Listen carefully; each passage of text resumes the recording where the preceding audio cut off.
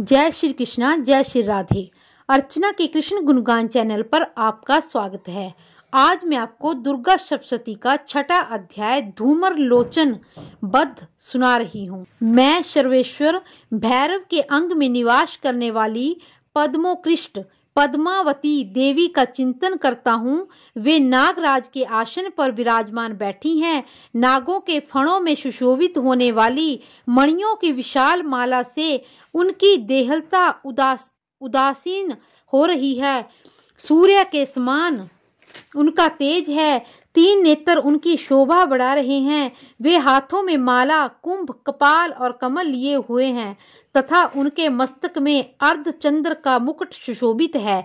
ऋषि कहते हैं, देवी का यह कथन सुनकर दूत को बड़ा अमर्ष हुआ और उसने दैत्यराज के पास जाकर सब समाचार विस्तार पूर्वक कह सुनाया।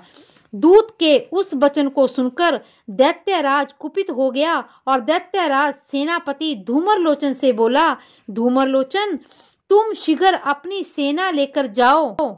उस दुष्टा के केस पकड़कर घसीटते हुए उसे बलपूर्वक यहाँ ले आओ। उसकी रक्षा करने के लिए यदि कोई दूसरा खड़ा हो, वो देवता, यक्ष अथवा गंधर्व ही क्यों न हो, उसे अवश्य मार डालना। ऋषि कहते हैं, शुंभ के इस प्रकार आज्ञा देने पर धूमरलोचन दैत्य 60,000 असुरों की सेना को लेकर वहां से तुरंत चल दिया। वहां पहुंचकर उसने हिमालय पर रहने वाली देवी को देखा और ललकार कर कहा, अरे तू शुंभ निशुंभ के पास चल। यदि इसमें प्रसन्नता पूर्वक मेरे स्वामी के समीप नहीं चलेगी तो मैं बलपूर्वक झोंटा पकड़कर घसीटते हुए तुझे ले चलूंगा। देवी बोली, तुम्हें दैत्यों के राजा ने भेजा है।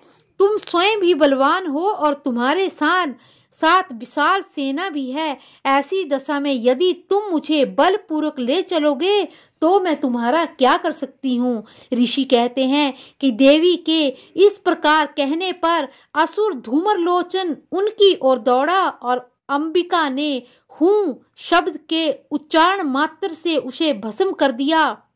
फिर तो क्रोध में भरी हुई दैत्यों की विशाल सेना और अंबिका ने एक दूसरे पर तीखे शायनों, शक्तियों और फरसों की वर्षा आरंभ कर दी। इतने में ही देवी का वाहन सिंह क्रोध में भरकर भयंकर गर्जना करके गर्दन के बालों को हिलाता हुआ असुरों की सेना पर कूद पड़ा।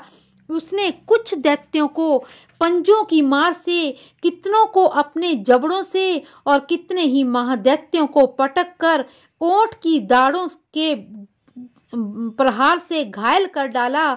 उस सिंह ने अपने नखों से कितनों के पेट फाड़ डाले और थप्पड़ मारकर कितनों के सिर धड़ से अलग कर दिए, कितनों की भुजाएं मस्तक से अलग कर दी तथा कितनों के गर्दन के बाल हिलाते हुए उसने दूसरे दैत्यों के पेट फाड़कर उनका रक्त चूस लिया। अत्यंत क्रोध में भरे हुए देवी के वाहन उस महाबली सिंह ने क्षण भर में असुरों की सारी सेना पर प्रहार करके उनका संहार कर डाला। शुंभ ने जब सुना कि श्री देवी ने धूमरलोचन असुर को मार डाला है, उसके सिंह ने सारी सेना का सफाया कर डाला है, तब दैत्यराज को बड़ा क्रोध आया। उसके होंठ कांपने लगे। उसने चंड और मुंड नामक 2 दैत्यों को आज्ञा की, हे चंड मुंड, तुम लोग बड़ी सेना लेकर वहां जाओ और देवी को उसके बालों से पकड़कर अथवा उसे बांधकर यहाँ शीघ्र ले आओ। यदि इस प्रकार उसको लाने में संदेह हो तो युद्ध में सब प्रकार के अस्त्र शस्त्रों का समस्त असुरी सेना का प्रयोग करके उसकी हत्या कर डालना। उस दुष्टा की हत्या होने पर तथा सिंह के मारे जाने पर उस अंबिका को साथ लेकर शीघ्र ही ले आना। इस प्रकार मार्कंडेय पुराण में सार्वणिक मवंतर की कथा के अंतर्गत देवी महात्म्य में धूमरलोचन वध नामक 6वां अध्याय संपूर्ण हुआ। जय श्री कृष्णा, जय श्री राधे।